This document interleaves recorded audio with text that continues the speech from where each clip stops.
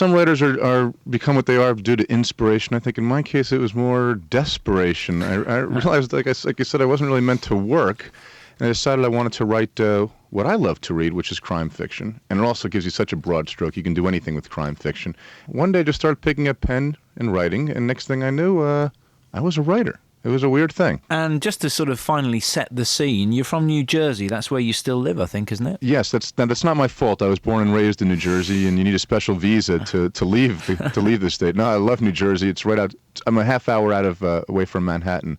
It is where I was born and raised, and where I continue to thrive. Tell us about your most famous character, created back in 1995, because he's been described as making Jerry Maguire look like a complete amateur. Yes, Myron is a sports agent extraordinaire, hopelessly confused in the affairs of the heart. He's fully vulnerable yet courageous, and I think he's really quite funny. I mean, he's a fun guy to hang out with, and I've been hanging out with him now since 1995, writing these books, and people really seem to relate to him. He's a hero, but a hero with a lot of foibles. You've got the central character then, and the character is consistent, but what about the plots and the other characters that come into the plot? Where do you get the ideas, the inspiration from? Oh, I wish I knew. Anything could inspire an idea, an episode of Kilroy maybe on why mommy won't let me get a nipple ring this week, or a tabloid headline, boy 16 becomes grandmother, marries Robert Worley. Whatever you want to do, anything can stimulate an idea. I always have to take my ideas and I kind of marinate them in my brain fridge for a while to see if they're tasty enough to put in the mouth, nonetheless swallow. They never come with a cry of eureka. I always have to work very, very hard. I spend 2 or 3 months just thinking of my ending. How am I going to fool you and twist you in the end? That's always the fun part for me. You may be laughing the whole way through in one false move, and then I guarantee you'll probably cry at the end. Yeah, humour is very important to your novels, isn't it? Not every crime writer uses humour in the way that you do, but it makes it much more than your run-of-the-mill crime novel, doesn't it? I enjoy using humor in every aspect of life. I think I use it as a defense mechanism. But the thing is, humor without pathos bores me. I'm not writing broad comedy here.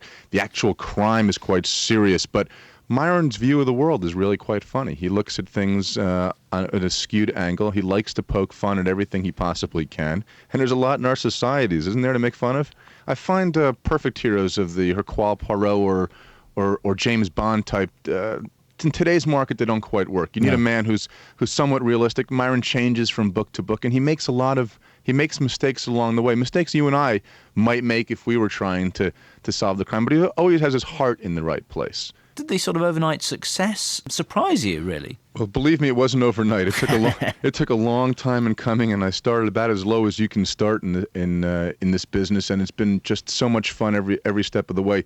The awards are wonderful thrills. I always dreamed of one day maybe being nominated for an Edgar, but to win the Edgar and accept the award in front of some of the people whose names we've already mentioned who fly over from England for it, and some of the great American mystery writers like Robert Parker or Mary Higgins Clark, or these people, to accept this award in front of them was, aside from the day that my children were born, maybe the greatest single day of my life. It's been a wonderful thrill. I'm having a great time. It's been a great ride, and the response to people reading the books. I get emails all the time. My email address is actually in the book from readers, and I really enjoy that kind of contact. Now, what about movies? I mean, screenplay writing is many would say a totally different discipline, but is that the sort of challenge that you'd like to set yourself for the future then, to turn one of the novels into a movie and write the screenplay?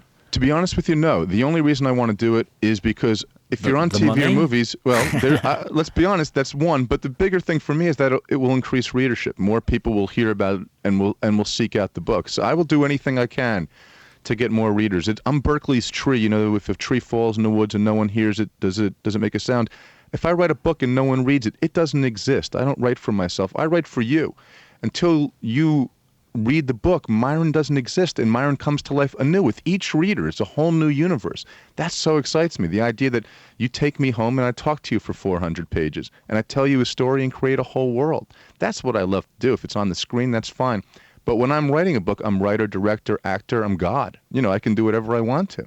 Thank you so much for listening to this interview. If you enjoyed it, please click on the like button and ring that notification bell. And there are many, many more to listen to on this channel, so make sure you subscribe if you possibly can. Thank you.